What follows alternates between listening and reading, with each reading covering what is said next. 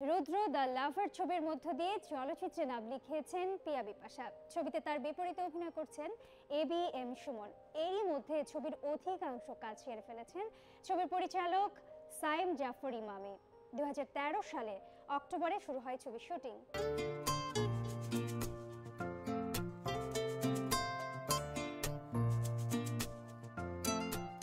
রুদ্র the লাভার নামেই ছবির কাজ শুরু করেছিলেন পরিচালক সাইম জাফর।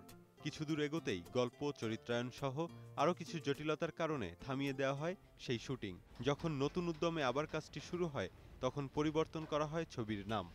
এখন ছবিটির নাম রুদ্র দ্য গ্যাংস্টার।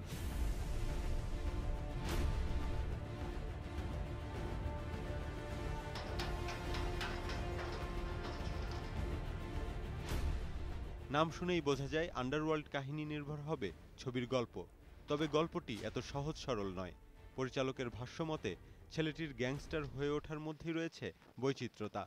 সে রকস্টার হতে চেয়েছিল, কিন্তু সে রকস্টার না হয়ে কেন তাকে গ্যাংস্টার হতে হলো, এবং এইখানেই টুইস্টগুলো আছে। এ ছবির মাধ্যমে প্রথমবারের মতো বড় পর্দার কাজে অভিনয় করছেন মডেল অভিনেত্রী পিয়া বিপাশা। তার সহশিল্পী ABM সুমন দুটি ছবিতে অভিনয় করলেও এখনো কোনো ছবি মুক্তি পায়নি। পরিচালকেরও এটি প্রথম ছবি। গল্পের প্রয়োজনেই নতুনদের নিয়ে কাজ করার সাহস দেখিয়েছেন তিনি। আমার গল্পটা কি ডিমান্ড করতেছে, মানে সেই ডিমান্ডেশনটা বুঝেই আমাকে সুমনকে নিতে হয়েছে। মানে আমার একটা ছেলে লাগবে, তার যে জেস্চার আছে সেই সেটার উপর নির্ভর করে আমি তাকে নিয়ে। এর কাহিনী, সংলাপ, চিত্রনাট্য, সিনেমাটোগ্রাফি, পরিচালনা, এমনকি পোস্ট প্রোডাকশনের কাজ একাই করছেন পরিচালক সাইম জাফর। একাই সব কাজ করার কারণ ব্যাখ্যা করলেন তিনি। আমাদের প্রোডাকশনের যে পরিমাণ বাজেট থাকে, তো সেই বাজেট এবং আমাদের মার্কেটটা, তো সেই জায়গা থেকে যেহেতু আমি এটার প্রডিউসারও, তো আমাকে চিন্তা করতে হয়েছে যে হ্যাঁ, আমি হয়তো এই জায়গাটা যদি আমি একটু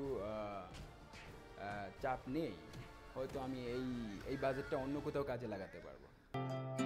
আমার কাছে আসোনা, আমায় ভালো। এরই মধ্যে ছবির 90% কাজ শেষ হয়েছে। ছবির সঙ্গীত করেছেন শুভ্র রাহা, রায়হান এবং নাফিজ। পরিচালক আশা করছেন নভেম্বরের মধ্যে সব কাজ শেষ করতে পারবেন তিনি।